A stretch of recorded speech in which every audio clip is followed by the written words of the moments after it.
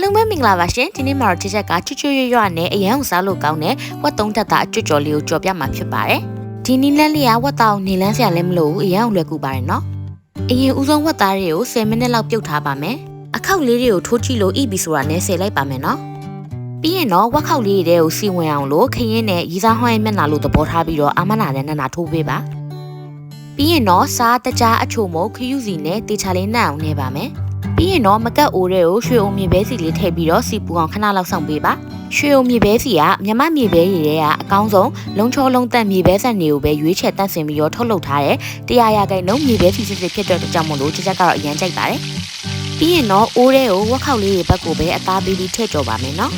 စီမပအောင်လို့ပြောင်းကွက်မုံလေးနည်းနည်းလေးဖြူထားပေးလို့ရပါတယ်မီအေးနဲ့15မိနစ်လောက်ကြော်ပြီးရဲလိုက်ရင်တော့3ထပ်သားလေးတွေကိုပြန်ဆယ်ထားပြီးအေးခံပါမယ်ခုနအတိုင်းပဲဒုတိယတစ်ခေါက်ထပ်ကြော်ပြီးရင်တော့ချွတ်ချွတ်ရွနဲ့အရန်စားလို့ကောင်းတဲ့ဝက်သားကြွကြော်လေးရပါပြီရှင်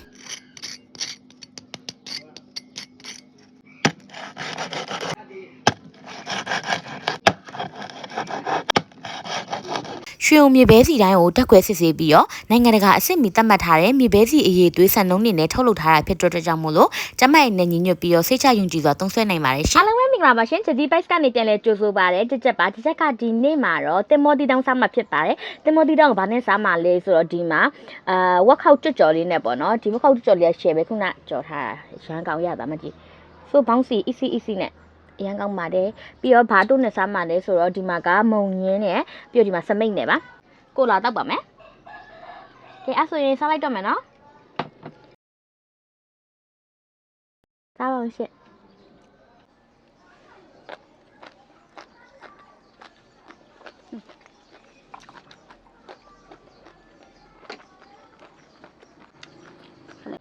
စမိတ်လည်းမွေးနေတယ်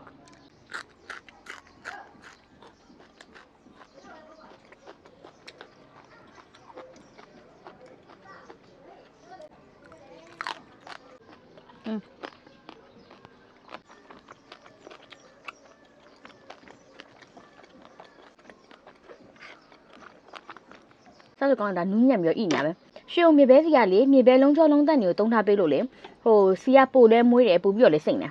တက်လဲတက်နေကောင်းလိုက်တာဒါအစိမ်းမဒါရွေးကြိုက်ကြအောင်ဘယ်လိုနေလဲတော့မကြည့်အရန်လာရရဲနေရပဲဒါတူးတော့မဟုတ်ဘူးเนาะအကျွတ်ကြော်ကတော့လေ2ခါ3ခါကြော်တော့ဒီလိုမျိုးတော့ရှိမှာပဲမတူဘူးလုံးဝမတူဘူး